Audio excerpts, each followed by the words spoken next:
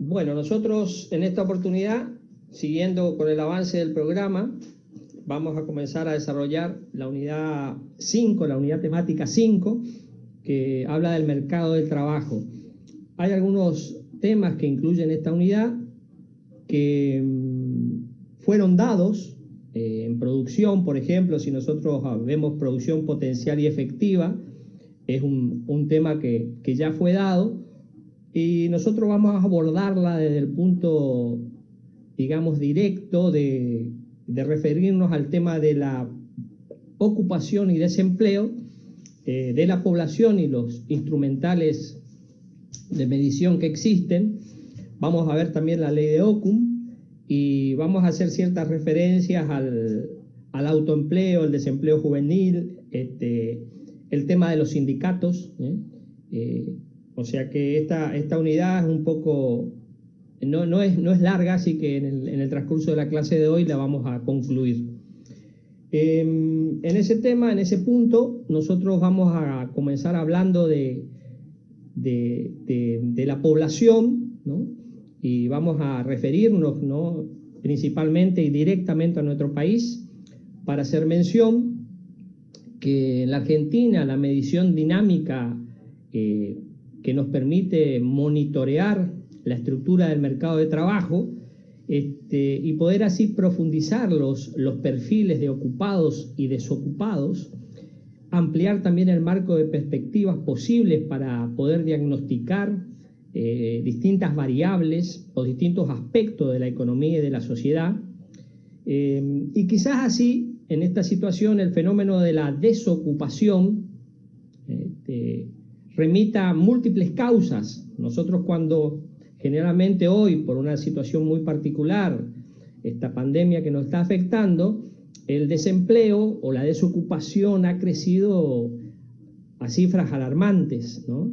En un caso, pensando en una economía normal, nuestra desocupación era considerable, era alta, y ahora se profundizó aún más. O sea que tampoco podemos hacernos referencia a este momento como una referencia puntual o práctica de cómo estamos, ¿no? Porque si hoy nos medimos cómo estamos, y estamos muy, pero muy mal, ¿no? Así que vamos a tener como marco, como una especie de manto de situación en donde podemos caracterizar a la desocupación, hablar de la desocupación o ocupación, ¿no?, en las distintas formas que se van tomando. Nosotros, para ver esas causas de por qué existe la desocupación, vamos a hablar como sinónimo de desocupación o desempleo. Vamos a ocupar la misma palabra para la misma causa, digamos, ¿no? Cuando me refiero a desocupación o a desempleo, estoy hablando de lo mismo, ¿tá? Si nosotros queremos pensar o tratar de clarificar por qué existe desocupación, nosotros podemos remitirnos a muchísimas causas, ¿no? Podemos hablar, por ejemplo, que los procesos de tecnificación que existen, los avances tecnológicos que existen, también dejan fuera a mucha gente que no se capacitó, que no pudo avanzar en conocimientos. Por ejemplo, qué sé yo, una fábrica de automóviles que requiere mucha tecnificación. Si no hay un acompañamiento de los operarios de esas fábricas en tecnificarse, en capacitarse continuamente, es muy probable que mucha de esa gente quede afuera del proceso. Ni hablar de la tecnología existente, que por medio de, qué sé yo, de robots que trabajan 24 horas y hacen producciones masivas, ¿no? Entonces el empresariado también se encuentra con esa situación, que tiene una persona que no le va a reclamar sueldo, que no le va a reclamar ningún tipo de mejora, y trabaja y no habla, ¿no? En ese sentido también tenemos que ver esas cuestiones que se van presentando, que se van suscitando dentro de la economía, y van conformando ciertas características puntuales en donde se va presentando la desocupación de distintas formas, ¿no? Si nosotros también tenemos en cuenta el crecimiento vegetativo, la crisis de la economía misma, que va ocasionando vaivenes, en donde en periodos de crisis generalmente se producen desempleos, la gente queda sin trabajo, ¿no? Y se van encadenando procesos constantes, ¿no? En donde todo se va agudizando, donde se va retrayendo el poder adquisitivo, el deterioro de las condiciones de vida. Entonces, toda esa medición que se tiene que hacer, lo que busca es generar información y nuevos elementos de juicio para poder conocer la realidad, ¿no? Orientar las decisiones que se tengan que tomar en política económica y efectuar previsiones si se pueden. Todo este aspecto que nosotros estamos hablando se busca realizar por medio a través del Estado, ¿no? Los organismos o el organismo que está abocado a esa tarea es el INDEC, ¿no? El Instituto Nacional de Estadística y Censo, que trata que busca, ¿no? Realizar mediciones de distinto tipo, ¿no? Nosotros cuando veamos la inflación vamos a ver que uno de los índices con que se mide la inflación es trabajado por el INDEC, y el INDEC también se encarga del establecimiento o la propuesta de ciertos censos, ¿no? Que ustedes deben tener conocimiento de los que se producen para saber, bueno, en qué condiciones estamos, cuántos somos, cuánto estamos, ¿no? Y una serie de información que nutre todo el espectro económico y sirve, como les dije, para realizar acciones de política económica, acciones de prevención, ¿no?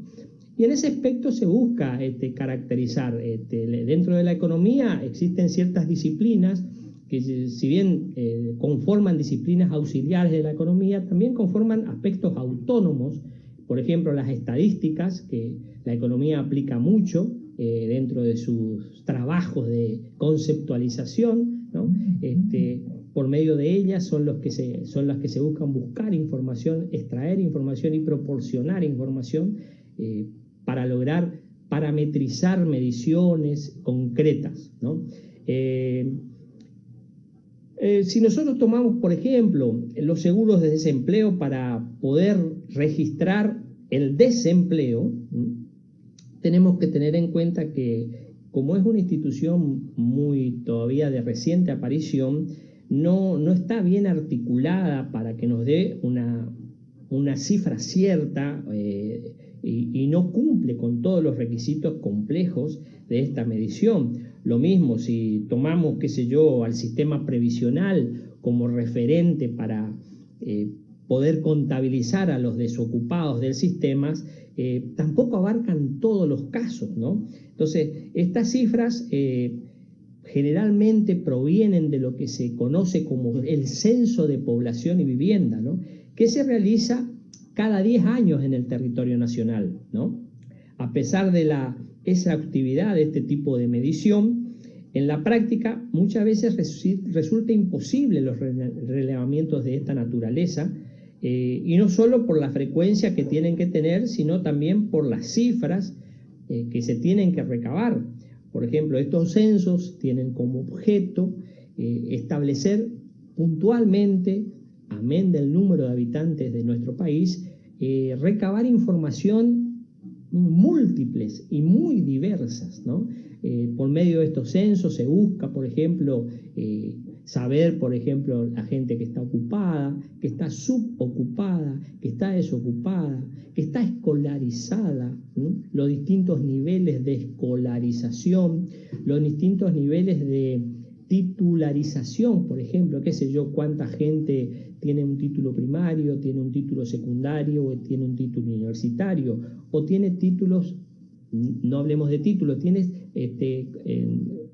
trayectos incumplidos, por ejemplo, qué sé yo, primario incumplido, secundario incumplido, terciario en curso incumplido, la cantidad de gente de mayor edad, estratificar por edades, por sexo, ver las carencias que puedan haber en cuanto a, qué sé yo, viviendas, salud, respecto a ámbitos en la salud, el tema de agua, de servicios sanitarios, qué sé yo, la parte de electricidad, también sirve para merituar el confort que tiene una familia tipo o una familia en sí, ¿no? Es decir, muchas veces, a veces la información que se brinda resulta un poco chocante, pero es necesaria, ¿no?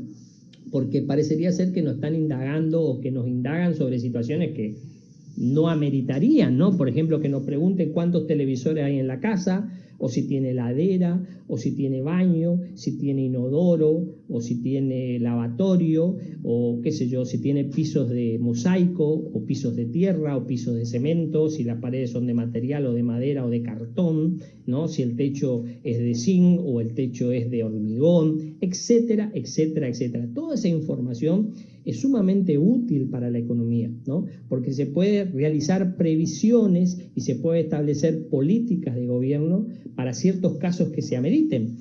Por ejemplo, en el área de salud, ¿no? Si toda la población cómo está en vacunación, si los niños tienen todas las vacunas necesarias, la alimentación, si en la casa papá y mamá trabajan, o si trabaja uno y no trabaja el otro, o los las distintas edades en la conformación de la familia, el número de familia, múltiple información que sirve para establecer mediciones que son muy necesarias y es para poder establecer ciertas cuestiones de política económica o de política fiscal o la que se llame, ¿no? También, como esa medición que se realiza por medio de los censos cada 10 años, muchas veces como en el transcurso del tiempo, es mucho tiempo, generalmente se establecen mediciones más acotadas, ¿no? Se buscan establecer mediciones que nos mantengan actualizadas ciertas cuestiones, ¿no? Y vemos que existen otras encuestas, ¿no? Y hay una que se llama el EPH, que se denomina la encuesta permanentes de hogares, ¿no? Acuérdense de los censos cada 10 años y la provisión de datos que brinda estas encuestas que se realizan desde el año 1974, las encuestas permanentes de hogares, se implementan 2 veces por año, en mayo y en octubre, generalmente a veces, y 2 meses después, en julio y en diciembre, se anuncian los resultados.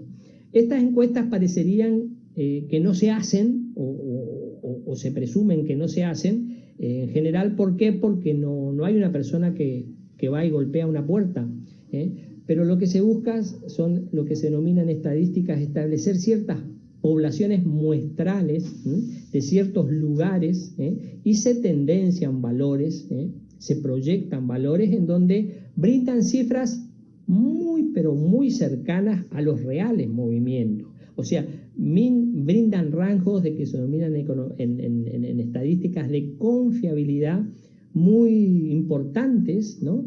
En donde no es que se tome esto como algo definitivo, sino que sirven para complementar información y para ir teniendo información actualizada de cómo se va moviendo la población, ¿no? Generalmente una de las cosas que se tiene muy en cuenta es la migración del interior hacia los centros urbanos, ¿no? Y es una cifra importantísima, ¿no? Porque se habla de que más o menos de un 85 a un 88% es la migración y la concentración, el 88% es la concentración que se realizan en los centros urbanos de gente que sale del interior del país buscando nuevos horizontes, ¿no? Ese despoblamiento tiene sus consecuencias, ¿no? Tiene sus inconvenientes, por eso también es otra herramienta que le sirve al Estado para replantear cuestiones puntuales, ¿no? Para clarificar cuestiones puntuales en cuanto, es decir, destacar que esa gente que trabaja en el interior, principalmente en áreas en el campo, que se dedica a actividades agropecuarias, siga estando, ¿no? Porque, qué sé yo, pasa lo que les pasa a ustedes, ¿no? Sus papás quieren, que estudien una carrera, que ustedes se capaciten para poder tener una posibilidad mejor de acceso al trabajo, ¿no? Y uno piensa que esos papás que viven en áreas agropecuarias también piensan que sus hijos quieren lo mejor para sus hijos, ¿no? Pero si bien son a lo mejor más duros en las decisiones, de decir, bueno, estudiar o trabajar, no hay mucho que discutir acá. El Estado busca propiciar, por medio de ciertas acciones, que esa población, si bien se capacite, no se radique en áreas urbanas, sino que vuelva a sus lugares con una mejor proyección y pueda producir de una forma más satisfactoria o mejor, ¿no? También está en las políticas que se establece, por ejemplo, en el hecho de valorizar esa producción, ¿no? Porque si a una persona, a un productor agropecuario, no tiene precios que le beneficien o que puedan tener cierta rentabilidad de su trabajo, la persona busca otros horizontes, busca cambiar su actividad, porque la actividad agropecuaria es una actividad dura, es una actividad que requiere mucho esfuerzo, mucha constancia, mucha perseverancia, depende mucho de las condiciones climáticas, ¿no? Fíjense en el caso particular nuestro, en estos tiempos donde tenemos una sequía tremenda, ¿no? Se habla de pérdidas astronómicas de la agricultura chaqueña y de ciertos sectores del país donde la falta de agua se hizo sentir mucho, ¿no? En los procesos de siembra y en los procesos de cultivo, y eso malogra, y no es que se malogra un mes o una semana, no, se malogra un año de trabajo, ¿no? Y un año de rentabilidad, un año de vida, ¿no? Que si ese trabajador agropecuario no hizo proyecciones y previsiones, se puede encontrar en serios problemas, ¿no? Y el Estado tiene que acudir por medio de créditos blandos, por medio de ciertas cuestiones que faciliten a esa persona que se quede, que esté, que trate de mejorar, que trate de estar rentablemente mejor, ¿no? Y bien, cuando las cosas son buenas también, ¿no? Por medio de la tecnología, por medio de, qué sé yo, de cambio de herramientas de trabajo, qué sé yo, un nuevo tractor, una nueva cosechadora, nuevos silos, etcétera, etcétera, nuevas semillas, etcétera, etcétera, etcétera, busca mejorar toda esa condición que no deja de ser una situación muy, muy compleja en el análisis. Nosotros, si ustedes tienen interés, no es una cuestión más de conocimiento, vayan, inclúyanse en el INDEC, ¿no? Vayan a la página del INDEC, que está dentro del Ministerio de Economía, y busquen todo ese tipo de incursiones un poco para mirar a ver cómo estamos, ¿no? Las distintas informaciones y van a ver que existen caracterizaciones que ahora vamos a enunciar algunas y vamos a limitar porque son muchísimas y no viene al caso puntual, pero sí vamos a caracterizar ciertas cuestiones bien puntuales, que es lo que la cátedra pide, ¿no? Pero no vamos a hablar de las distintas características que hay, por ejemplo, en un desempleado inactivo o un inactivo marginal, ¿no? Hay una subdivisión de dentro del empleo y subempleo y desempleo que marcan una multiplicidad de condiciones dentro de cada situación, ¿no? Esta encuesta de permanente de hogares, que es un programa nacional de producción sistémica y permanente, que recaba indicadores sociales, ¿no? Que se lleva a cabo, como les dije, por el INDEC, ¿no? Que permite conocer la característica sociodemográficas y socioeconómicas de la población. Con los datos obtenidos por medio de esta encuesta, que proporcionan regularmente resultados en donde se pueden conceptualizar tasas de empleo y desempleo, de ocupación, de subocupación, de pobreza, ¿no? Fíjense que hoy no se caracteriza solamente el hecho de la pobreza en sí, sino que ya tomamos a la pobreza, la estamos partiendo y ya tenemos una nueva caracterización que es la indigencia, ¿no? Es como que se está buscando ciertas nuevas mediciones para tratar de incluir a lo mejor gente que no es pobre o no es tan pobre, ¿no? Siempre se tomó como referencia, pobre es el pobre, punto, y no había más discusión, ¿no? Ahora dentro de la pobreza hay ciertas caracterizaciones que podemos entender que existen pobres más pobres todavía, ¿no? Los objetivos generales de estas encuestas, como le dije yo, es mantener actualizados ciertos datos, proporcionar desarrollos integrados, sistémicos de los indicadores sociales, ¿no? Para poder establecer cifras confiables y no tan lejanas, ¿no? Porque si no tendremos que esperar cada 10 años información y la cosa va a ser un poco compleja en la determinación. Fíjense que en 10 años se producen muchísimos nacimientos y muchísimas defunciones, ¿no? Entonces vemos que la movilidad de nuestra población total es dinámica, ¿no? Entonces tendríamos que tener ciertas mediciones que ayuden y que complementan a esos censos nacionales que son muy necesarios, ¿no? Desde los 2003 más o menos se me implementó una nueva metodología en cuanto a las encuestas permanentes de hogares, para establecer como una reformulación con una periodicidad distinta, y poder abarcar trimestralmente ciertos cambios.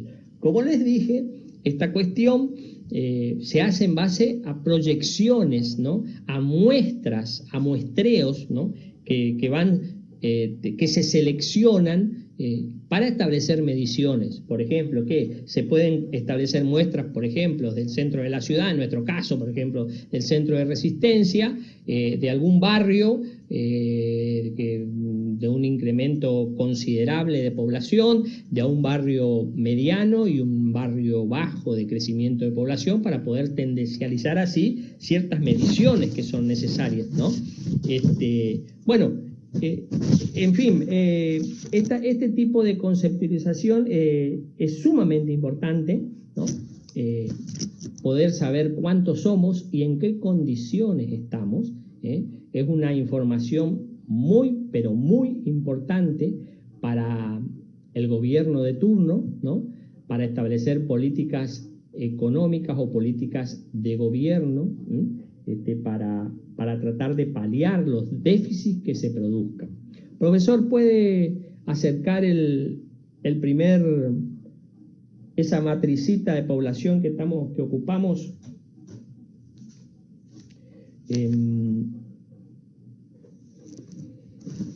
Bueno, en ese sentido, nosotros avanzando en el tema, generalizamos siempre en la cátedra, elaboramos una pequeña matriz muy interesante que simplifica de manera absoluta el juego de situación de población, ¿no? Esta sería una matriz que la cátedra viene utilizando, elaborada por la cátedra y que viene utilizando ya hace mucho tiempo, ¿no? Y que no deja de tener vigencia y sirve de mucho para la caracterización de los distintos formatos. Fíjense que ustedes tienen del orden ascendente hasta el descendente. Hablan población total, tienen lo que se denomina población pasiva. Esa población pasiva está compuesta por dos subgrupos. Uno de ellos serían los menores de 14 años y otros serían los jubilados y pensionados, que son considerados como los mayores de 60 o 65 años, ¿no? Entrarían dentro de esta población pasiva. Luego tenemos la población potencialmente activa. Después tenemos los trabajadores no remunerados, que conformarían dos subgrupos también. Estarían las amas de casa por un lado y los estudiantes o mayores de 16 años por otro. Después tendríamos otra fila más, que es la población económicamente activa, también denominada oferta de trabajo o fuerza laboral, ¿no? Después tendríamos la anteúltima fila con la población desocupada y por último, la población ocupada. Si a esa matriz que ustedes tienen enfrente le agregan, fíjense que en el margen izquierdo se visualiza, a ver si puedo ocupar el puntero, en el margen izquierdo se visualiza, no me deja, parece que no estoy en clase, profesor, yo.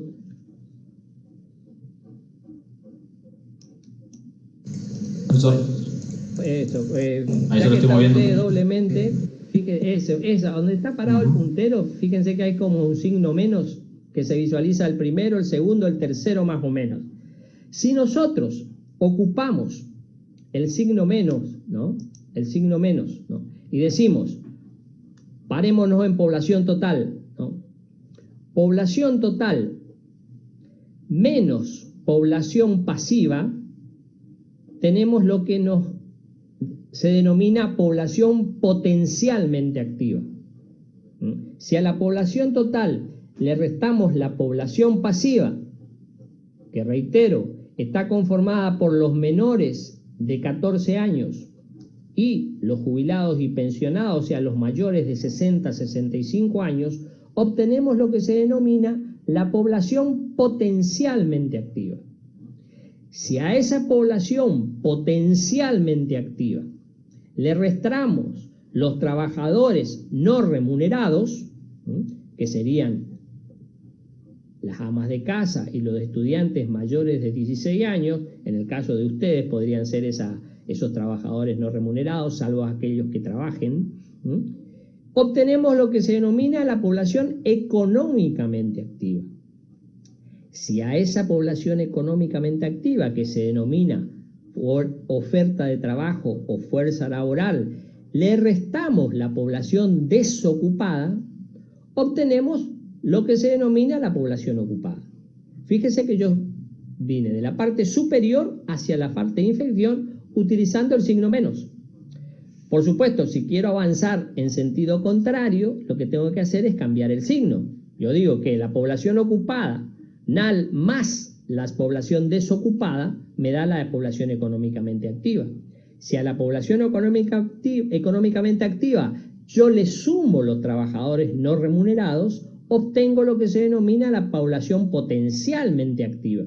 Si a la población potencialmente activa yo le sumo la población pasiva, obtengo lo que se denomina la población total, o también llamada población censal, ¿no?, de un país. ¿Se entiende? Esta matriz es muy práctica, muy interesante para acotar significaciones. ¿Estamos hasta ahí? ¿Alguna duda hasta ahí?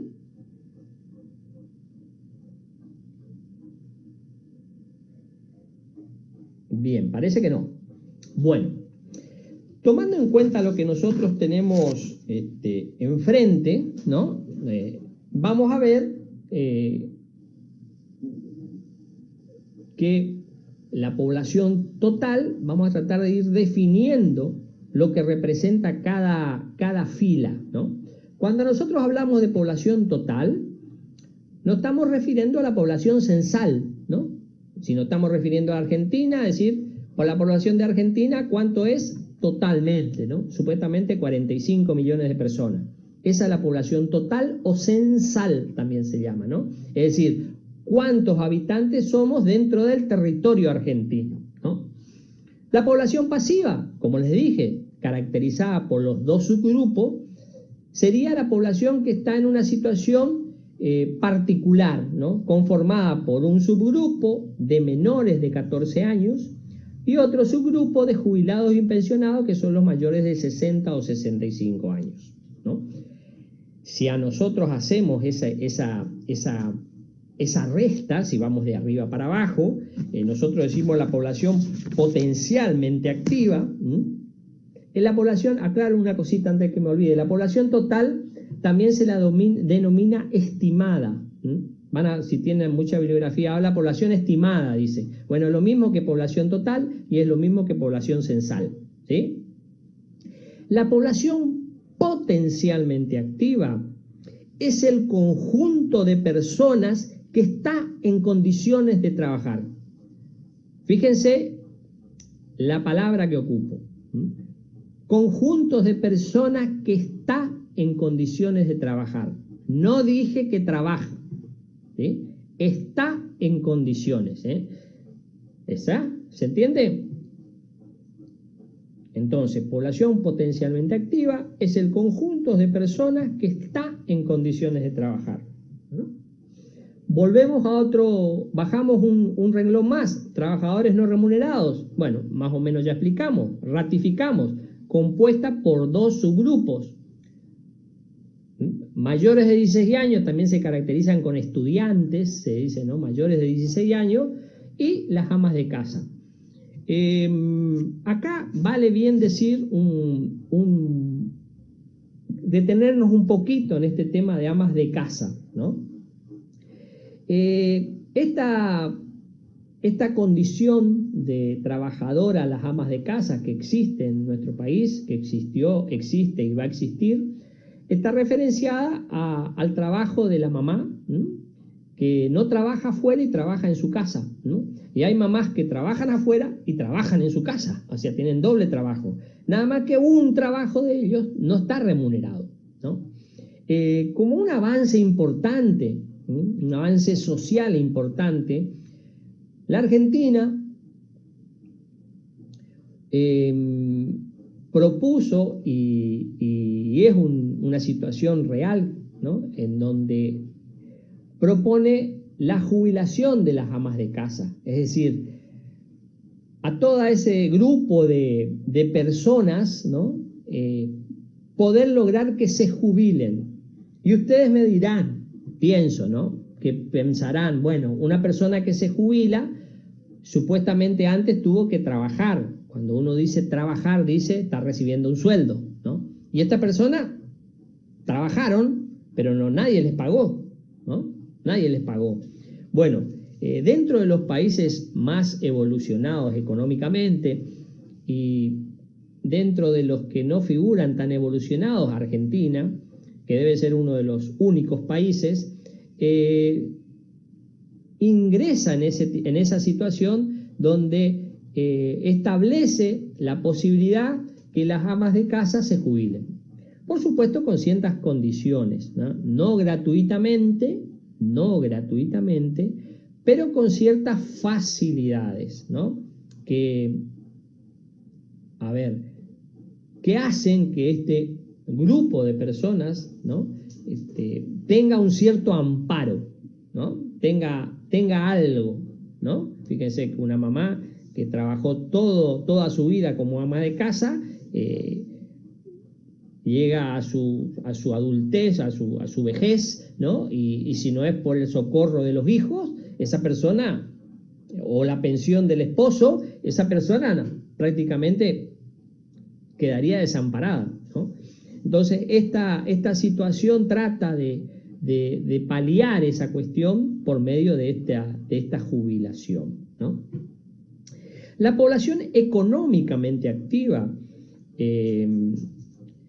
bueno, también acá vale, tengo que decir, ¿no? Hay que incluirlos, dentro de esta condición de trabajadores no remunerados, también están los lingeras, ¿no? Los cirujas, los bohemios, ¿no? Y todas aquellas personas que no perciben un salario fijo, ¿no?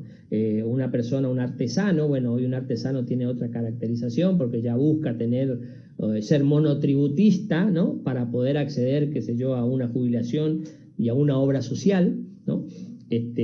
Pero bueno, el lingera también constituiría y forma parte del número de población de un país. ¿Se entiende? Vamos a la población económicamente activa. La PEA, ¿no? Que también se denomina oferta de trabajo o fuerza laboral.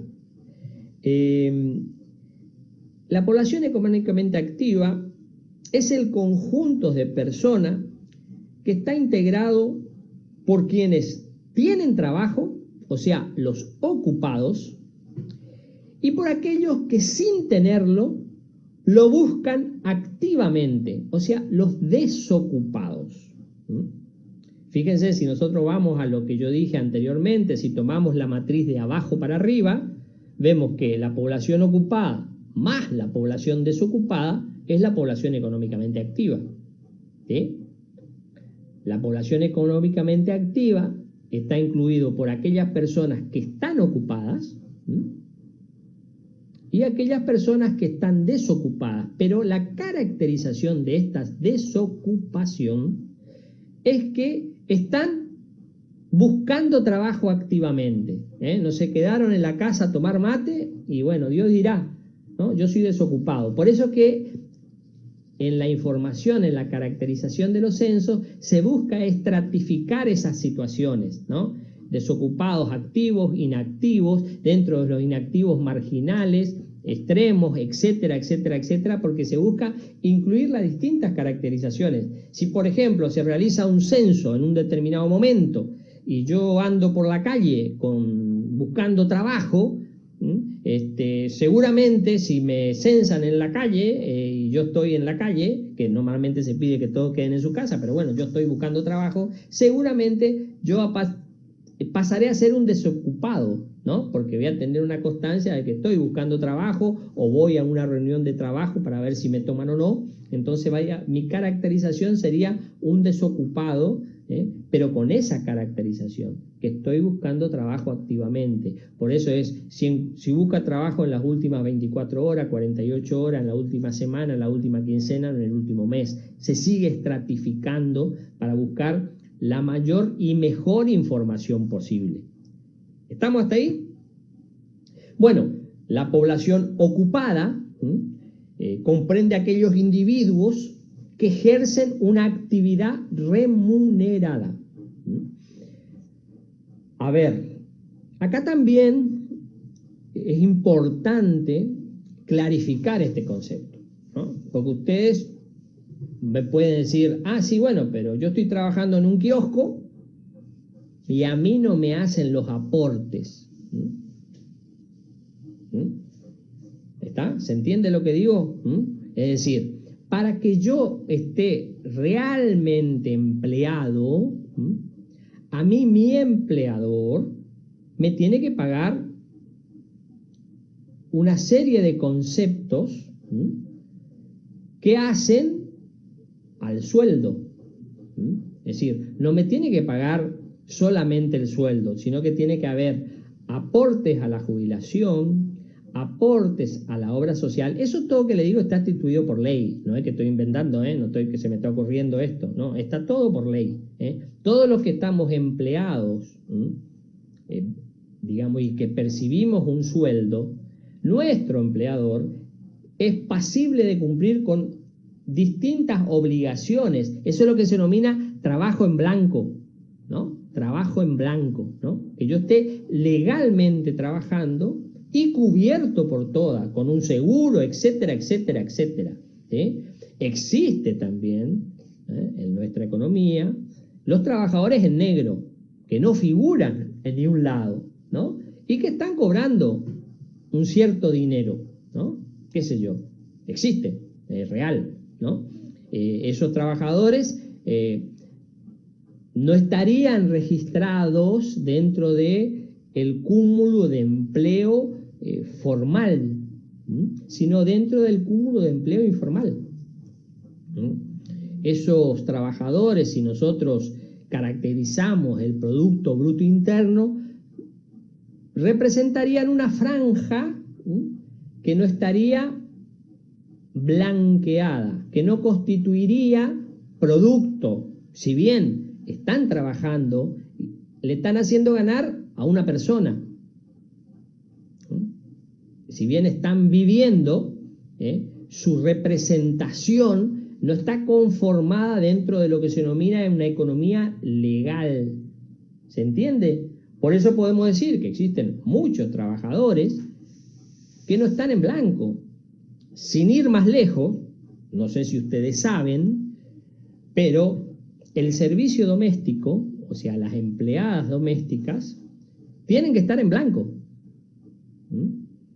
Tienen que estar en blanco. O sea, el empleador que toma a una persona para un trabajo en su casa, la tiene que tener en blanco, ¿no? Le tiene que pagar los aportes y la obra social a esa persona, además del sueldo, ¿no? ¿Está? Si ustedes se ponen a ver que hay muchísimas personas que no cumplen con esa realidad, con esa condición, y esas personas están haciendo un trabajo remunerado en negro y por desconocimiento o necesidad lo hacen, ¿no? Pero no está bien, no es legal, porque todos tenemos derecho a tener una jubilación, es decir, ya para cuando no trabajemos poder vivir de estas magras jubilaciones, ese es otro tema, ¿no? Pero esa persona, fíjense que una empleada doméstica que está trabajando llega al final de su vida útil y no tiene más recursos, ¿no? Porque tampoco nadie quiere emplear a una mujer de 60 años, ¿se entiende? Entonces, uno de los condicionamientos que ya se instituyó hace un tiempo largo es el blanqueamiento del servicio doméstico, ¿no? Es que esa persona que trabaja en la casa de distintas formas, porque hay un sinnúmero de figuras, pueda estar en blanco, debería estar en blanco, ¿no? Bueno, dentro de esa población ocupada existe también una población subocupada, que es la que yo estoy haciendo mención de distintas formas. También podemos hablar de subocupación en cuanto a horas, horas semanales de trabajo. Hay personas que, por ejemplo, se caracterizan como subocupadas porque trabajan menos de 35 horas a la semana y quieren trabajar más, ¿no? Entonces ahí vemos que hay una necesidad de mayor trabajo, pero no, el trabajo que hay es por menos de 35 horas. Entonces podemos hablar de una subocupación laboral, ¿no? También podemos hablar de una población inactiva, que es esa población que nosotros hablamos, que es ese desocupado que está buscando trabajo activamente. Ese sería un subocupado inactivo, ¿no? Pero constatado de que esté buscando trabajo. No es lo mismo un subocupado inactivo que esté sentado a la sombra del paraíso y un subocupado inactivo que esté todos los días saliendo a buscar trabajo. Bueno, esas son las distintas estructuras de población. Hay, le comento, muchísimas. Nosotros vamos a ir acotando a la que la cátedra va proporcionando ahora, en este momento, ¿no? La desocupación, vamos a acotarla aún más, se puede clasificar en dos condiciones. Una desocupación por su origen y naturaleza, o naturaleza, y una desocupación por su intensidad. La primera, o sea, la desocupación por su origen o naturaleza, podemos hablar de una desocupación coyuntural. Desocupación coyuntural. Perdón, ¿se escucha lo que digo?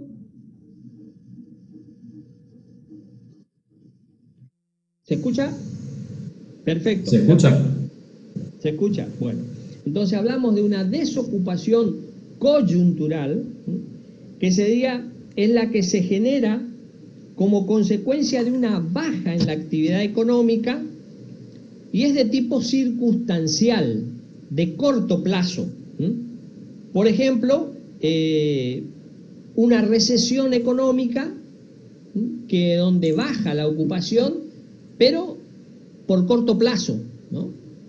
Porque se produce una activación de la economía y se puede tomar empleo. Entonces ahí vamos hablando de una desocupación coyuntural que está clasificado dentro de las por su origen o naturaleza. Otra forma de desocupación, según su origen y naturaleza, es la desocupación estructural. Esta es la actividad o la que se activa por el propio funcionamiento de la economía que generan desajustes profundos en el sistema económico y es muy difícil de solucionar. Se observa generalmente en los países subdesarrollados.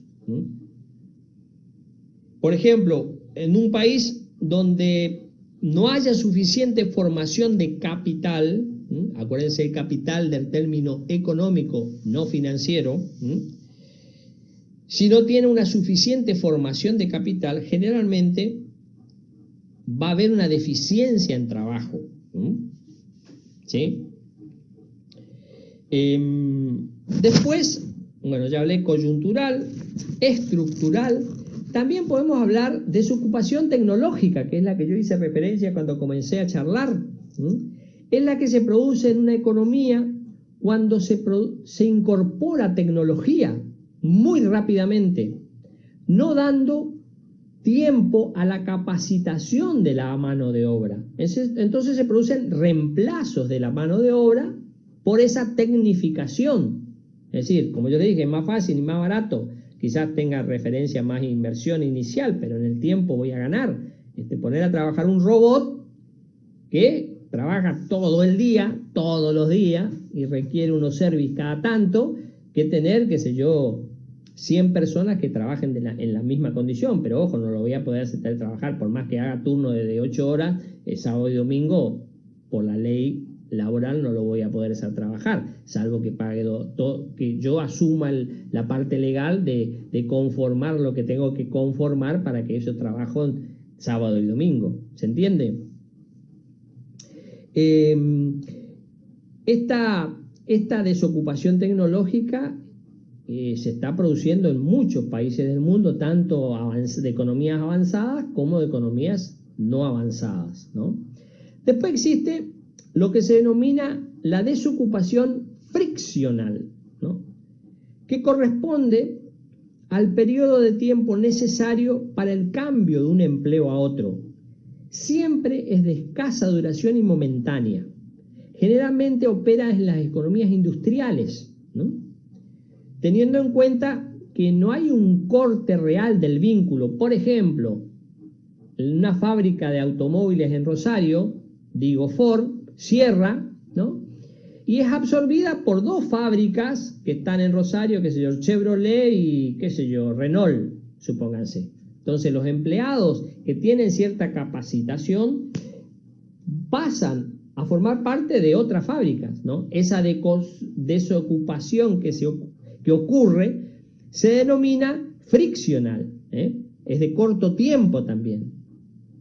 Y por último, la estacional, es la que representa o que se presenta generalmente en la agricultura y en otras actividades primarias que se producen en, valga la redundancia, producciones estacionales, ¿no? Por ejemplo, qué sé yo, la cosecha de aceitunas, la cosecha de la zafra azucarera, la cosecha de vid, de la uva, ¿no? En donde hay una especie de migración, que van durante el año se van desplazando. Nuestra producción algodonera en su tiempo fue también en la zona, fue partícipe de esta desocupación estacional, ¿no? Que se va produciendo porque va tomando necesidades que van surgiendo en distintos lugares, ¿no? Es decir, no tiene un empleo fijo. Es decir, los que se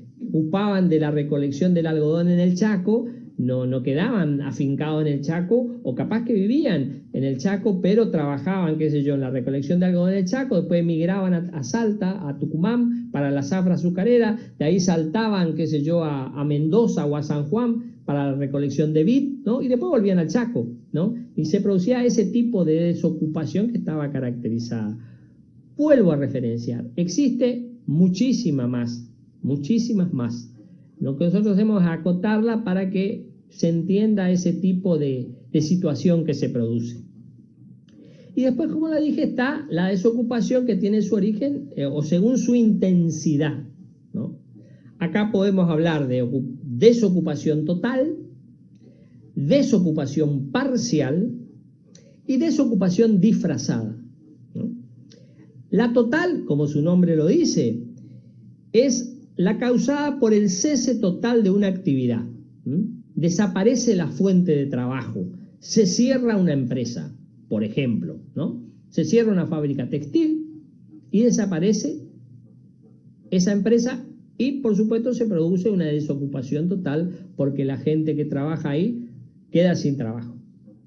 La parcial puede estar caracterizada de distintas formas, de muchas formas, ¿no? Por ejemplo, se la puede caracterizar por una reducción horaria de trabajo normal, es decir, por una situación particular, ¿no? Yo no puedo hacer frente a la erogación de la empresa.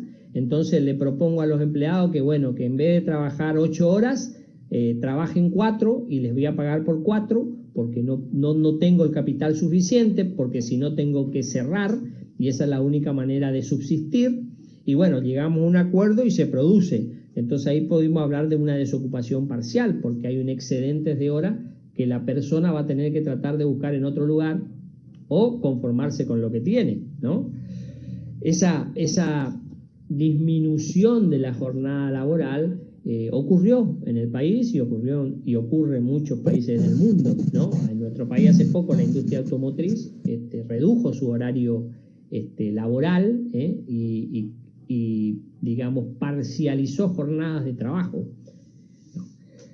Y por último, la desocupación. Sí.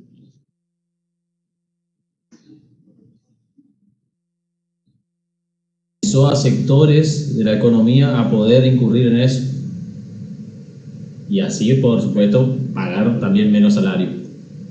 No, lógico, por supuesto, claro, exacto, sí, tiene razón. Actualmente eso lo que el profesor dice está sucediendo. Actualmente está sucediendo eso. Bueno, y después por último, la desocupación disfrazada, que es la generada cuando en una actividad hay más trabajadores de los que se necesitan, ¿no? Eso ocurre generalmente en el empleo público, ¿no? Es muy característico del empleo público, en donde cuando uno va a ciertos lugares, por ejemplo a la Casa de Gobierno, y va a distintas dependencias, vemos que en un escritorio hay 4 personas, una trabajando y 3 mirando, ¿no? Bueno, esa es una ocupación disfrazada, muy, muy visible, ¿no? Generalmente ocurre mucho en las economías subdesarrolladas, donde se observa un exceso de trabajadores en las actividades.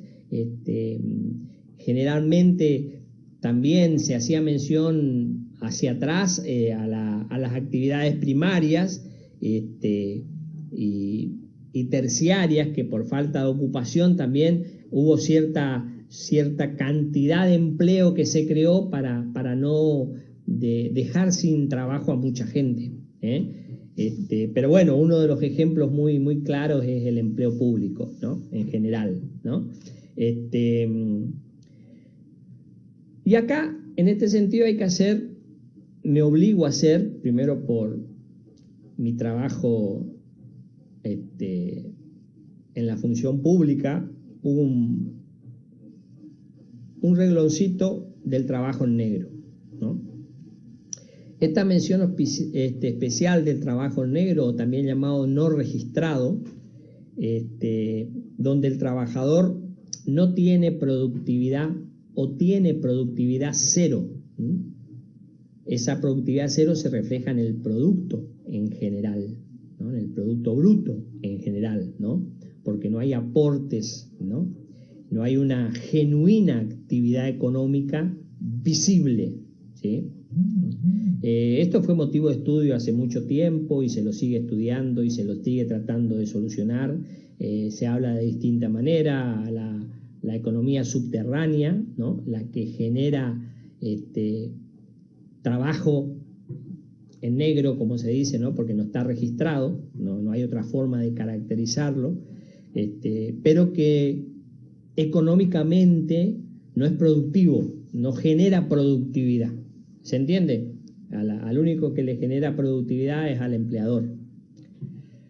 Bueno, con esto nosotros prácticamente podemos decir que estamos abarcando lo importante. Vuelvo a decir, esto es muchísimo más amplio, ¿no? Pero yo entiendo ya que con esta caracterización nosotros podemos ya tener un avance importante sobre los distintos formatos que se van presentando. Disculpe, profesor, le quiero hacer un pedido porque veo que no voy a poder cambiar mi situación. ¿Le podría avisar a Patricia que estoy en esta situación?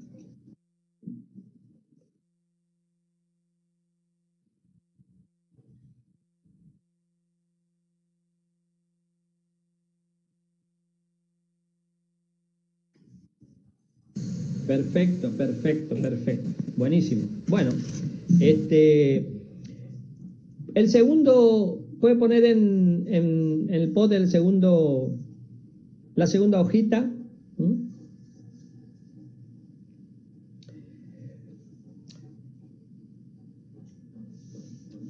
Esto vendría a ser nada más que la aplicación de la matriz anterior, ¿no?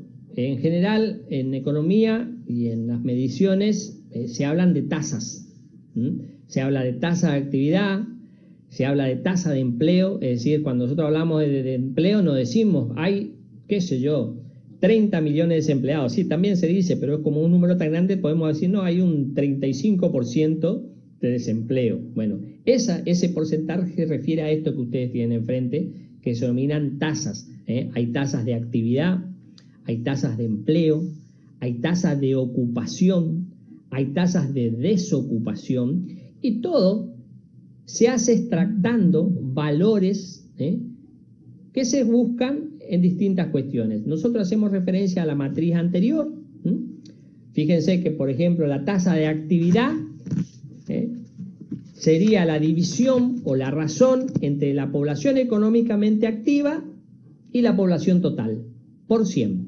Es decir, el número de PEA sobre el número de la población total por 100. Eso nos daría un número porcentual que estaría dentro de la tasa de actividad. Fíjense cómo se toma. La PEA es la población económicamente activa. Es decir, yo divido la población económicamente activa sobre la población total por 100, para hacerla por su porcentaje, y tengo lo que se denomina tasa de actividad. Lo mismo hago con la tasa de empleo, población ocupada sobre población total, ¿no? Fíjense que ustedes ven ahí la tasa de ocupación, ¿no? Que es otra medición, que es población ocupada sobre población potencialmente activa. Y por último, la tasa de desocupación, que es la población desocupada sobre la población económicamente activa.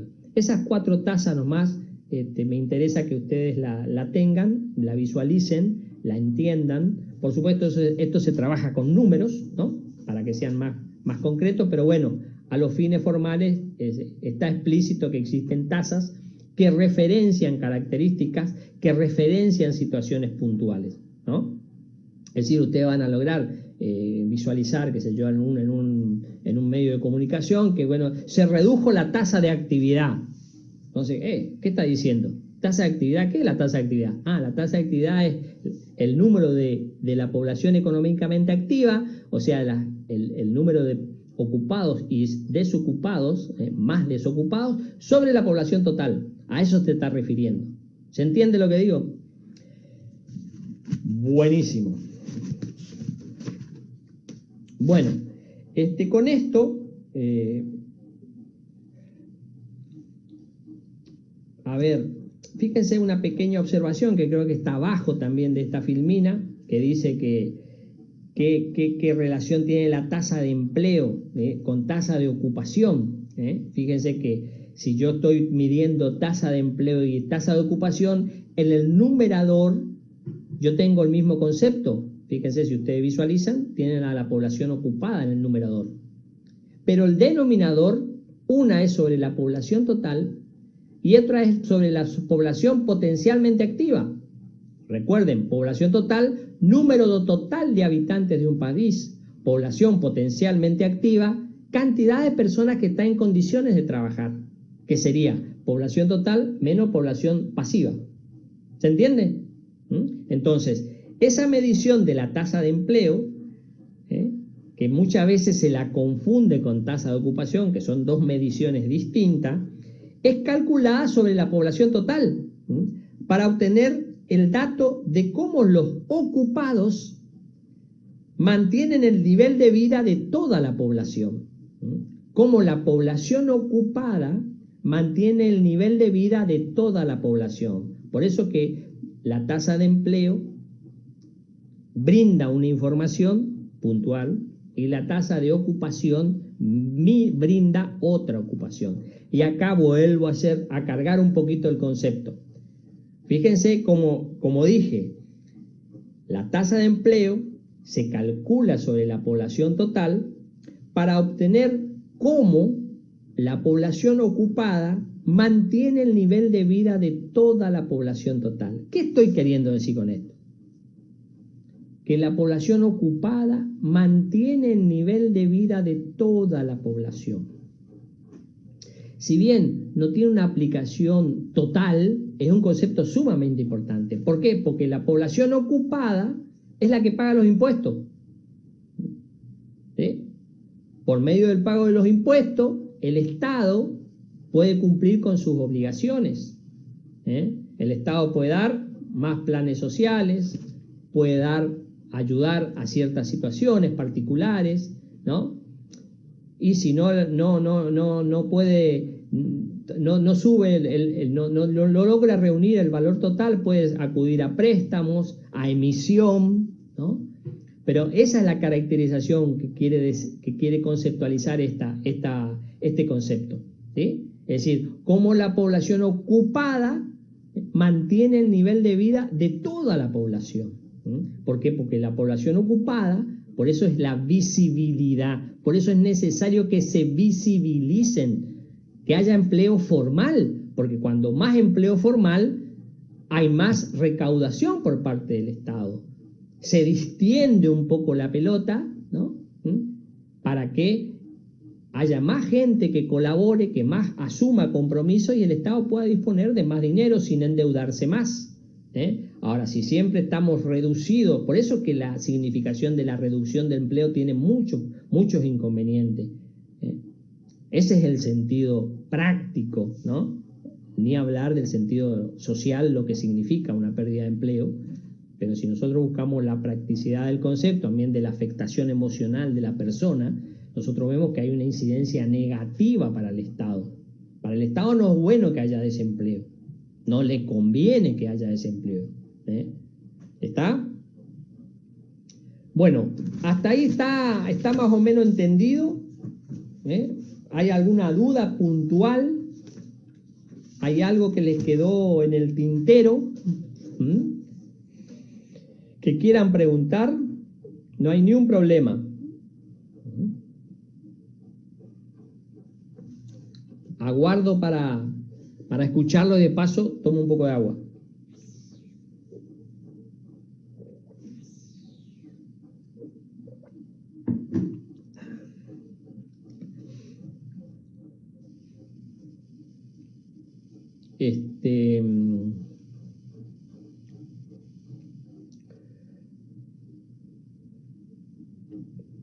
¿No hay ninguna duda? Bueno, antes de continuar, pues yo creo que ya no va a haber más asistentes. Cuando termine la clase y yo desgrabe, les pido que no se vayan porque vamos a charlar un ratito sobre el parcial, ¿sí? Así que el que tenga interés se queda cuando finalice la clase, así charlamos un poquito sobre el parcial. Por favor, vuelvo a decir, el que tenga interés, no lo quiero obligar a nadie, ¿sí? Bueno, como yo hoy les comenté que, por ejemplo, hace un tiempo se hablaba de personas ricas, ¿no? o de clases sociales, se decía las clases altas, las clases medias y las clases bajas, ¿no? Cuando hablaba de clases bajas se refería a los pobres, a los pobres. Hoy, en la caracterización que se busca, existen más pobres que el pobres, ¿no? Que es el denominado indigente, Entonces viene bien acordar ciertas caracterizaciones y conceptualizar ciertas caracterizaciones para entender a qué me refiero cuando estoy hablando de la pobreza y la indigencia. En ese tema vale decir que se habla mucho sobre la metodología que se tendría que ocupar para realizar este enfoque, o que se ocupa para realizar este enfoque, y en donde buscan la evaluación de ciertas cuestiones referidas a kilocalorías que requiere una persona para poder vivir, y la inclusión de, además de la parte, digamos, kilocalórica o de calorías que necesita un ser humano, la posibilidad de tener acceso a ciertos servicios, ¿no?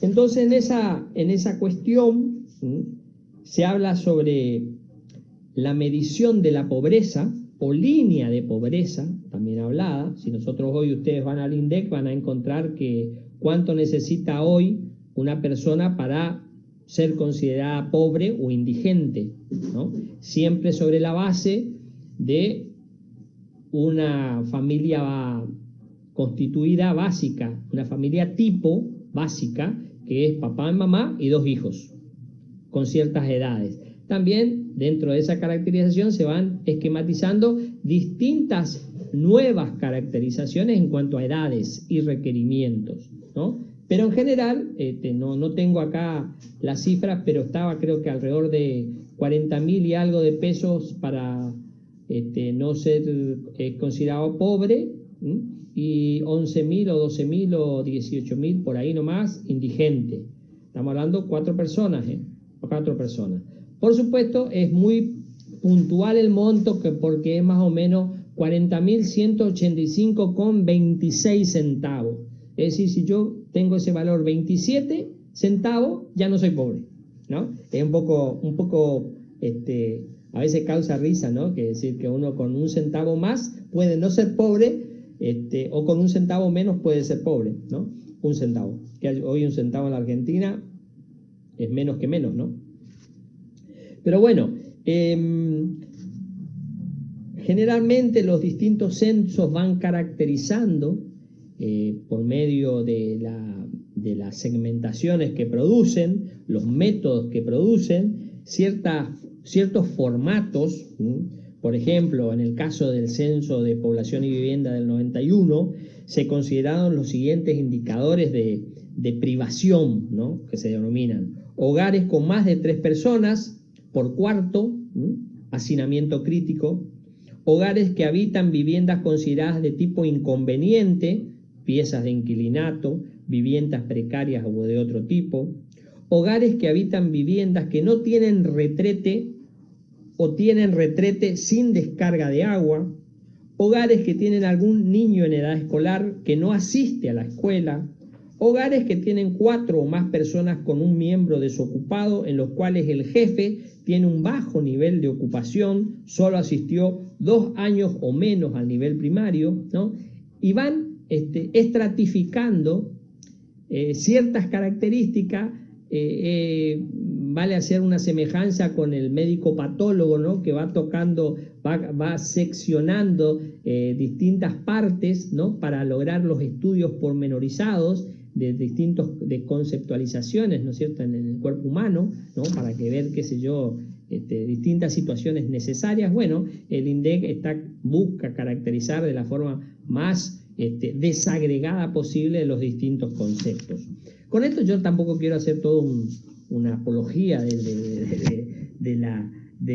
parecería de persecución, ¿no? Pero una apología del tema, sino quiero caracterizar lo que normalmente se denomina indigencia o línea de indigencia, y lo que normalmente se habla de línea de pobreza o línea de pobreza.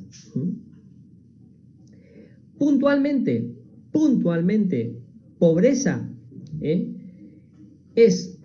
representa, después vamos a charlar un poquito más, representa la proporción de hogares cuyos ingresos no supera una canasta básica total. Después me refiero a lo que significa una canasta básica total. Eso es pobreza. Porción de hogares cuyo ingreso no supera el valor de una canasta básica total. Indigencia, proporción de hogares cuyo ingreso no supera el valor de una canasta básica alimentaria. El concepto de indigencia o línea de indigencia procura establecer si los hogares cuentan con ingresos suficientes como para cubrir una canasta básica de alimentos, capaz de satisfacer un umbral mínimo de necesidades energéticas y proteicas del ser humano. Los hogares que no superen ese umbral o línea son considerados indigentes, ¿no? Por lo que me refiero a la canasta básica de alimentos, se refiere a solo alimentos. Solo alimentos. No quiero detenerme mucho en esto, pero si les comento, si quieren investigar un poquito, métanse en el INDEC y van a encontrar los kilocalorías que necesita una persona para vivir, ¿no? La pobreza o línea de pobreza, por otra parte, mide si el ingreso de los hogares puede satisfacer un conjunto de necesidades alimentarias y no alimentarias consideradas esenciales. Esto es lo que se denomina una canasta básica total. La canasta básica total considera necesidades alimentarias y no alimentarias, pero no totalmente la no alimentaria, ¿eh? La no alimentaria sería vestimenta, educación, salud o transporte, o por lo menos algo de vestimenta, algo de salud, algo de educación y algo de transporte. Es decir, que la canasta básica total considera necesidades alimentarias y no alimentarias. La de indigencia, la canasta básica alimentaria, solo alimento. Solo alimento. ¿Sí? Yendo un poquito más, vamos a hablar de indigencia un poquito más. El concepto de indigencia o línea de indigencia procura establecer si los hogares cuentan, como les dije, con ingresos suficientes como para cubrir una canasta básica alimentaria, ¿no? En donde se busca establecer la saciedad o satisfacer un umbral mínimo de necesidades energéticas y proteicas. De esta manera, los hogares que no superan ese umbral o esa línea, los miembros que participan son considerados indigentes. La canasta básica alimentaria evalúa monetariamente cada mes y hace referencia a un adulto equivalente, se llama, ¿no? Es un varón adulto de 30 a 59 años con actividad moderada. Luego, por cada hogar se multiplica la cantidad de adultos equivalentes que surgen de la sumatoria de las equivalencias según el sexo y edad de los miembros del hogar. Para mayor detalle, hay un archivo donde figuran todo ese tipo de caracterizaciones, ¿no?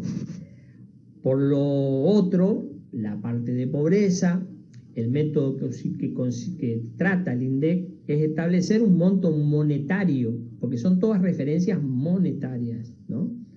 De un conjunto de alimentos que suponen la satisfacción de necesidades energéticas y calóricas para cada caso o para cada estructura de hogar, según edad y sexo y miembros, ¿no? Luego estimar el componente no alimentario que participa dentro de esta canasta, estoy hablando de la pobreza, ¿no? Que complementa ese cálculo de la canasta básica total, ¿no? Esto implica suponer ciertas caracterizaciones que no voy a entrar a desgranar porque no hacen a la cuestión, ¿tá? Simplemente establecer que se mide la línea de indigencia y la línea de pobreza bajo esa caracterización. Una referida a la canasta básica alimentaria y otra referida a la canasta básica total. ¿Sí? ¿Estamos hasta ahí? Bueno, como creo que les dije en algún momento, el programa original, los contenidos del programa original habla sobre distintos modelos económicos o leyes económicas, ¿no? Que son a veces muy difíciles de conceptualizar porque tiene que apoyarse uno en muchas matemáticas, ¿no? En la conceptualización de matemáticas. En este caso vamos a tratar en particular, dentro de la unidad, habla en algún punto habla de la ley de Occam, ¿no? Esta Occam, la ley de Occam está referida, como yo creo que ya les vengo repitiendo, siempre cuando se descubre algo, podemos poner la matriz de Roy, puede ser, profesor, que pongamos la que dimos de población, matriz Roy, estaría bueno, ¿eh? La tengo que patentar, pero ya me la habrán soplado ya seguramente. Bueno, Occam es un economista, yo les comenté, ¿no?, que cada economista, en el momento que cuando estudie, ustedes lo habrán visto y en el parcial entró, la tasa Tobin era un economista premio Nobel, ¿no? Occam es un economista, está referida a la propuesta de un economista norteamericano, Arthur Occam, ¿no? Que trabaja sobre una condición para que se produce o que se llegó a visualizar en cierto momento, ¿no?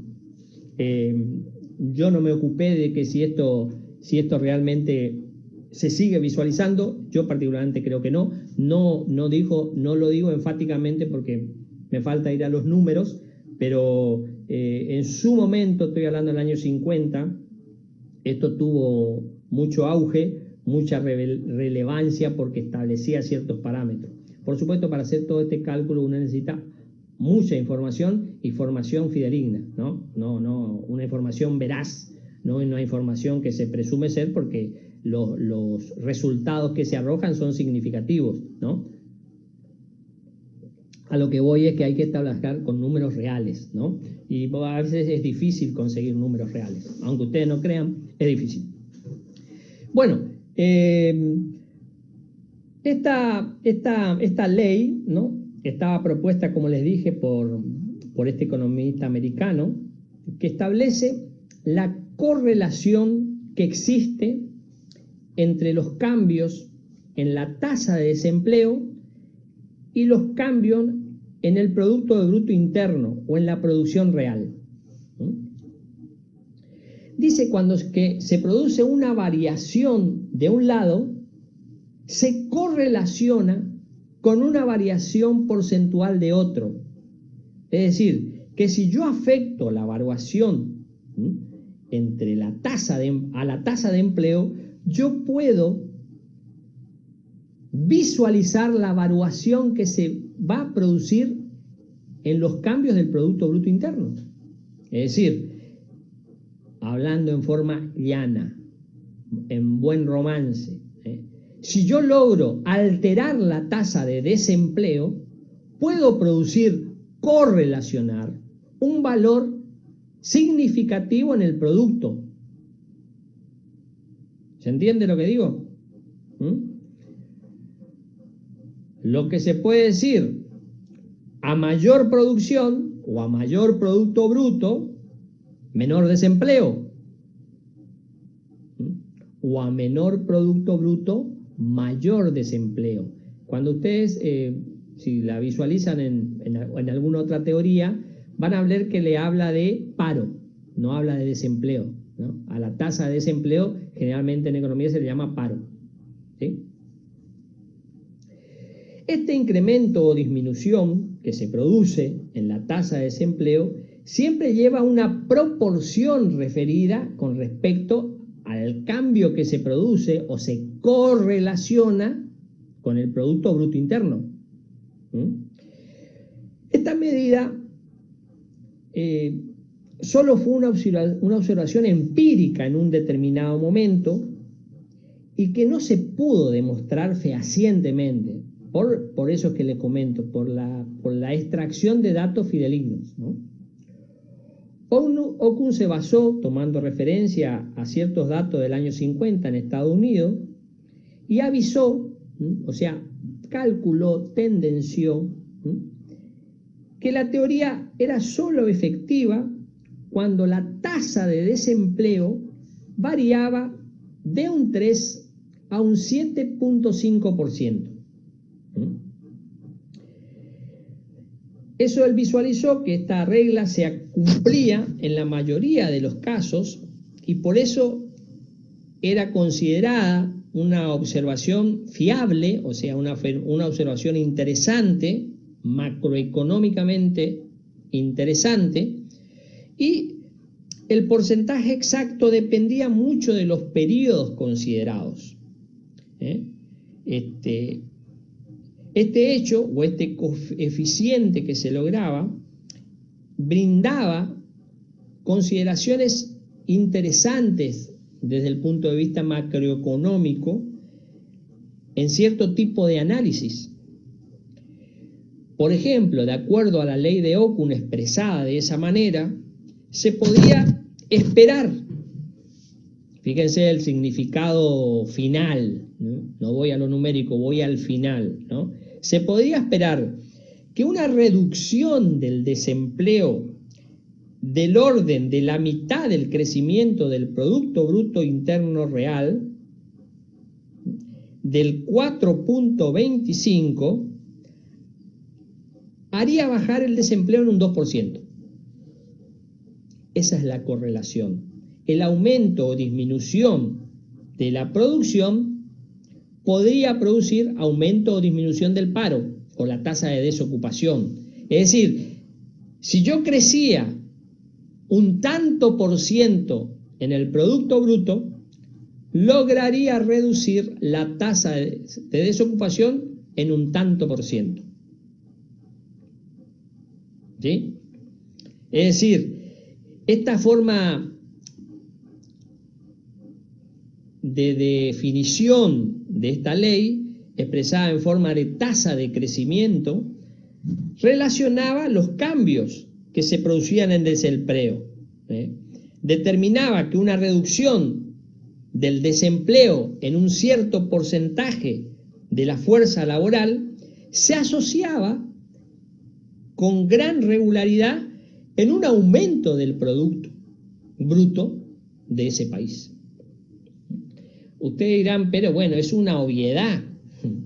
Si yo presumo que estoy disminuyendo desempleo, eso me va a propender a un aumento del producto necesariamente. Bueno, les comento que no es tan así.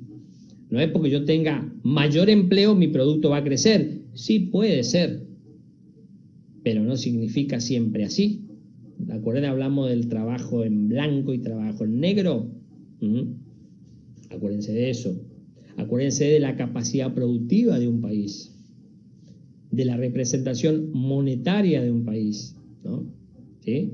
Un país que está, digamos, adecuado económicamente, yo podía tratar de establecer esta correlación. Yo podía decir que si yo disminuyo el desempleo en un tanto por ciento, de acuerdo a los cálculos, ¿no?, yo podría incrementar mi producto en un tanto por ciento.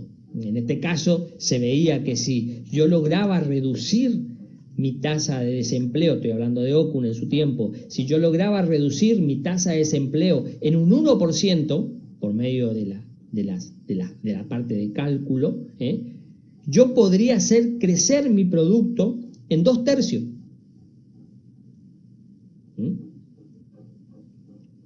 ¿Se entiende lo que digo? Es simplemente para dar un marco a esta cuestión. Esto lleva todo un formulerío matemático y un cálculo, que lo que quiere decir es más o menos lo que le expresé. Esto que le expreso es haber masticado, haber vuelto al llano a esta expresión. Esta expresión requiere una parte de cálculo que no viene al caso. Sí, esa correlación, saber qué es lo que implica la ley de Okun, que existe una correlación en tasa de desempleo relacionada al crecimiento o no del Producto Bruto.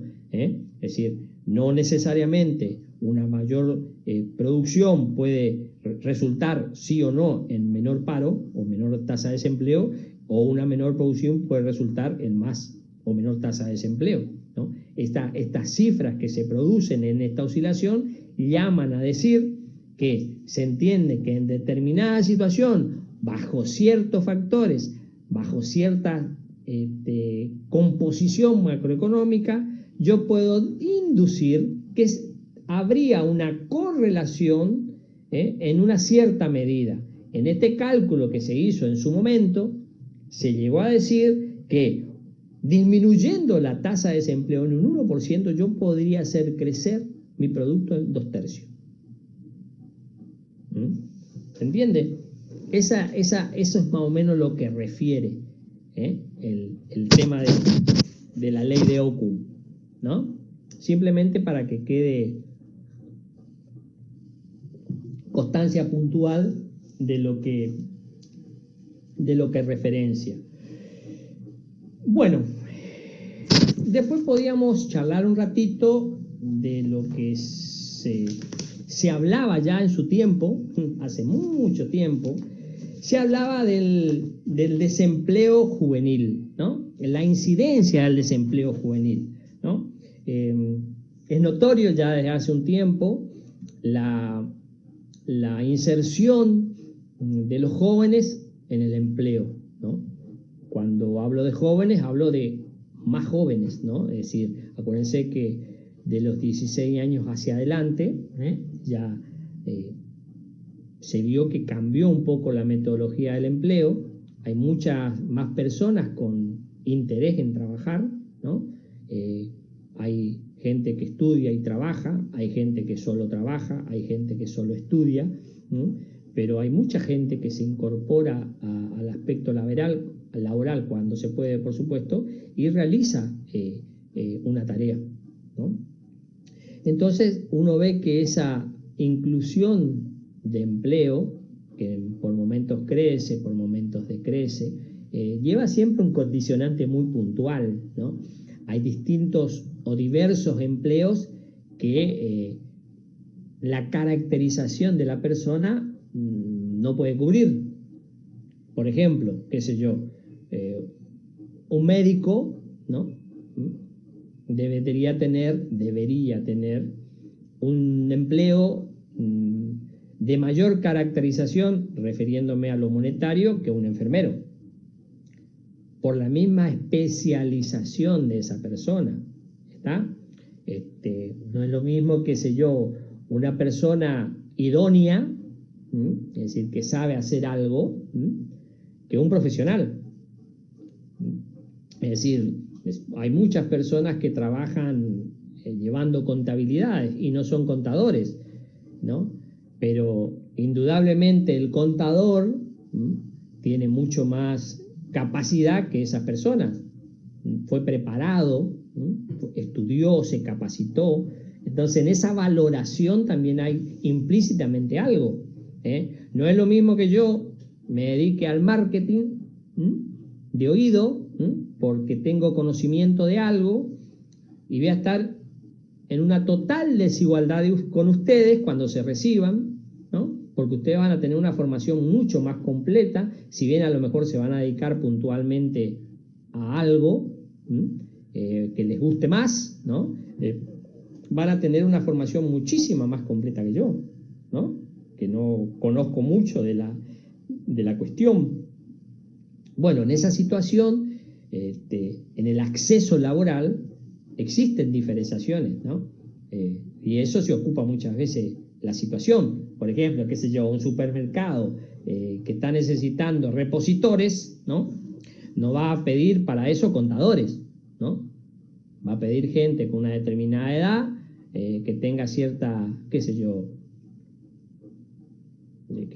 secundario completo, pero no voy a pedir que sea universitario para ir a reponer mercadería en una góndola, ¿no? ¿Se entiende?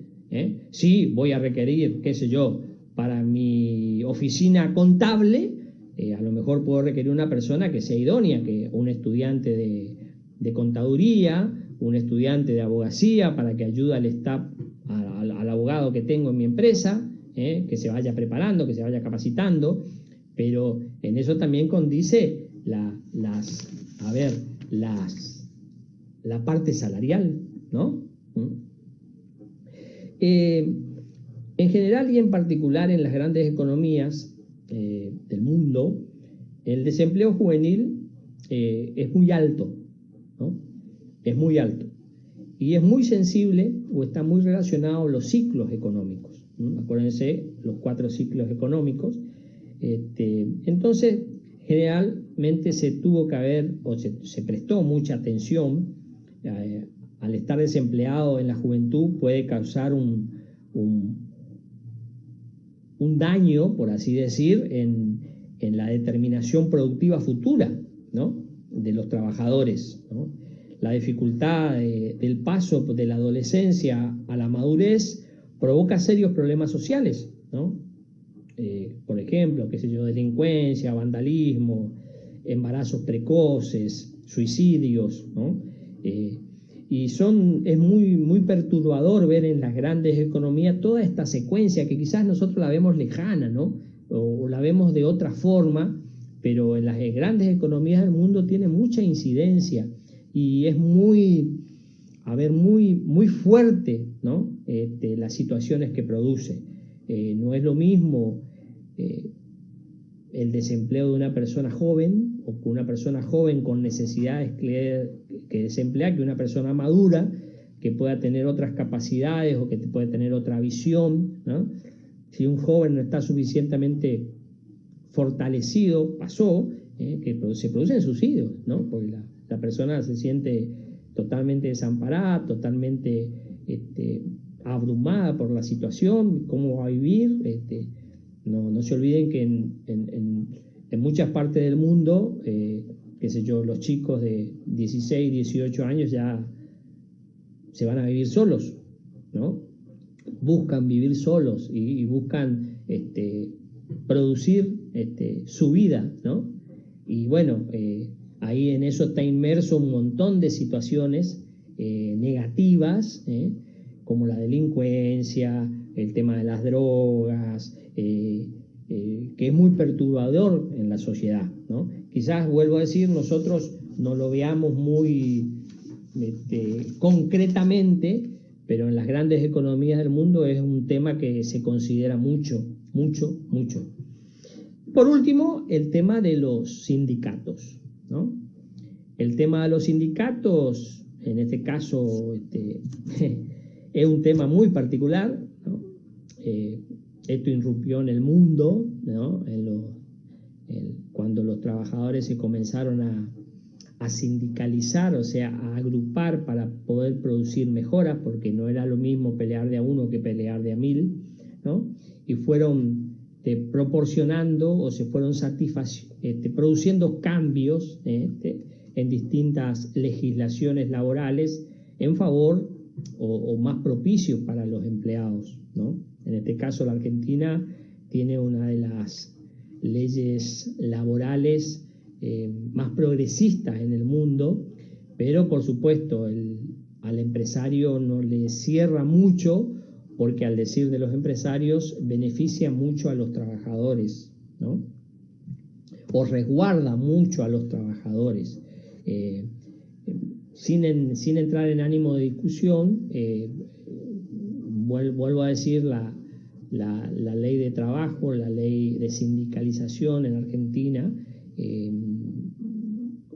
conlleva una larga carga histórica, donde el trabajador fue ganando espacios, fue adquiriendo mayores beneficios, ¿no? Fue logrando mayores beneficios, y nosotros vemos que el sindicalismo en Argentina principalmente tuvo jornadas muy particulares, sigue teniendo y tiene mucha fuerza, ¿no? Eso muchas veces no se relaciona directamente con la empresa, si bien tiene que aceptar, pero muchas veces busca o trata de modificar o consensuar ciertas situaciones que considera abusivas, ¿no? Yo creo personalmente que muchas veces los gremios abusan de su poder dominante, tanto políticamente, ¿no? Porque tienen una cuestión que no deja de lado la política, que es inherente a la política. Se puede estar o no de acuerdo, pero es inherente a la política. En general nuestros gremios son todos de ascendencia peronista, en general, ¿no? Tienen mayoría política, me refiero a ideología política peronista, y lleva toda una carga, una trayectoria, una historia que está muy, muy, muy enmarcada, y sin entrar en detalle de las cuestiones puntuales de cada gremio, ¿no? Uno a lo largo de la vida vio cómo personas se enriquecen gremialmente hablando, lo vemos acá, localmente en Resistencia, sindicalistas que manejan fortunas, ¿no? Que hicieron fortunas trabajando de sindicalistas. Eso llama mucho la atención, ¿no? A mí particularmente me llama mucho la atención, que son personas que tienen, bueno, poder, y dentro de poder, dinero, trabajando siempre de sindicalistas, ¿no? Y es más, no dejando nunca el sindicalismo, es otra cosa, o sea, pero bueno, esas son ya cuestiones particulares que no vamos a entrar a tratar, simplemente referenciar lo que significa la sindicalización en la parte laboral, ¿no? El empresario siempre no le gusta mucho este tema, no le gusta mucho, porque considera que es excesivo los derechos que tienen los trabajadores. Por supuesto, los derechos adquiridos son muy difíciles de que se los saquen, ¿no?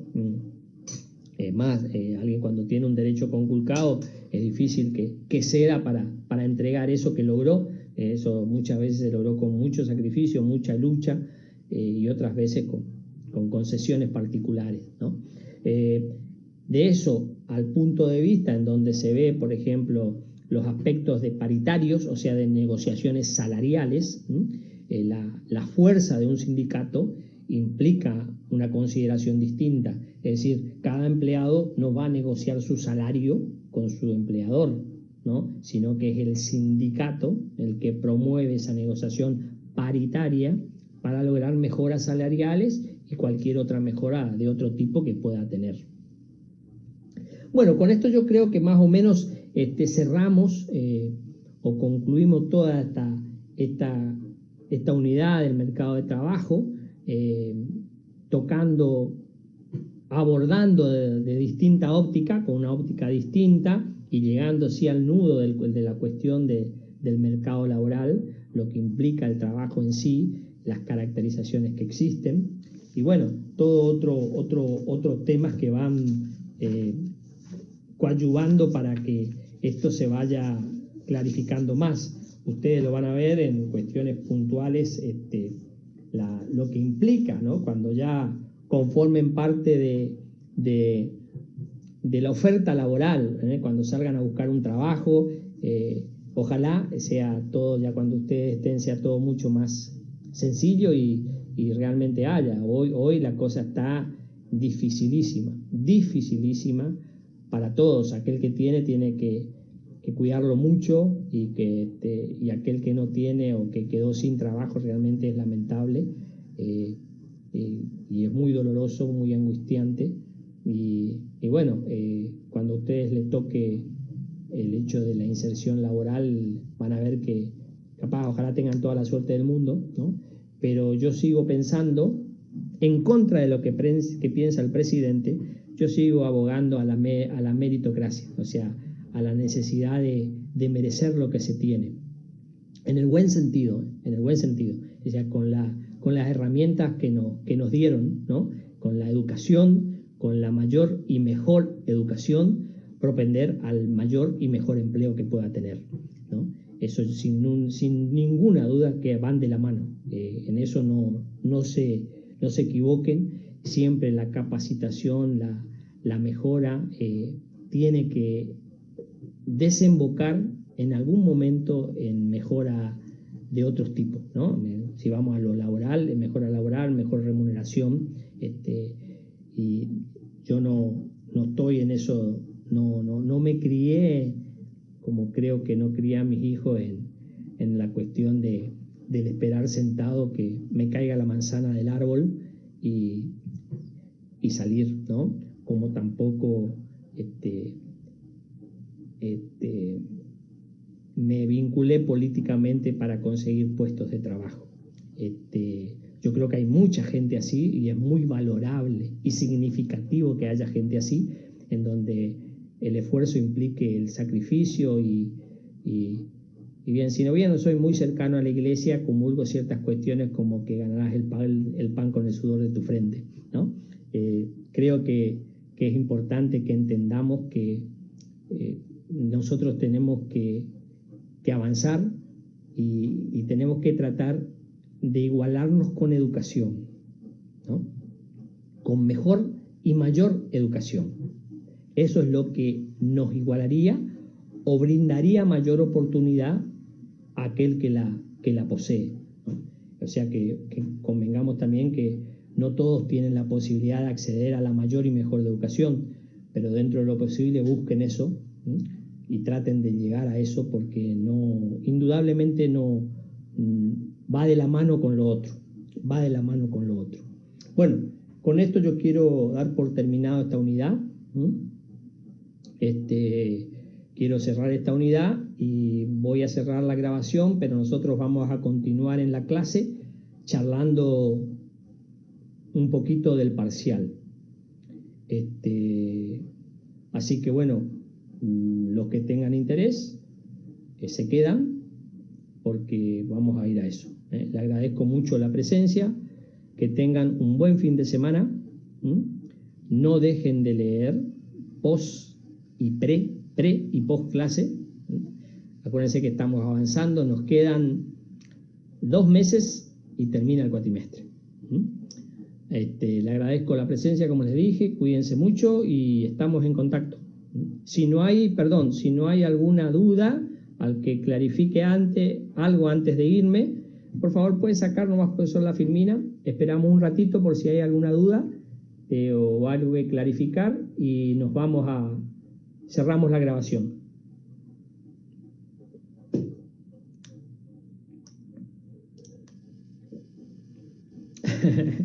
Ahí vi que hubo, no quiero mirar la participación mucho de ustedes porque por ahí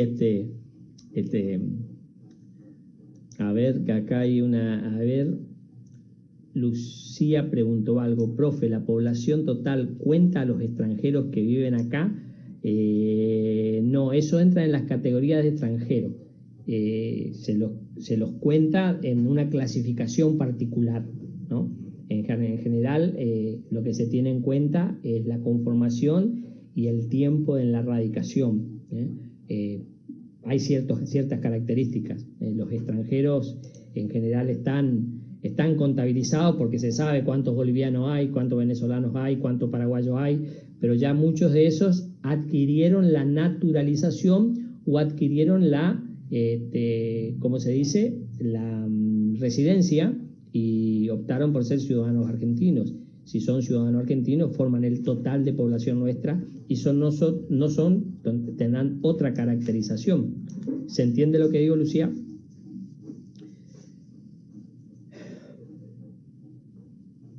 Bueno, ¿hay alguna aclaración? Vuelvo a preguntar. Esto vi lo de Lucía, discúlpame, Lucía, que no miré, pero bueno, está...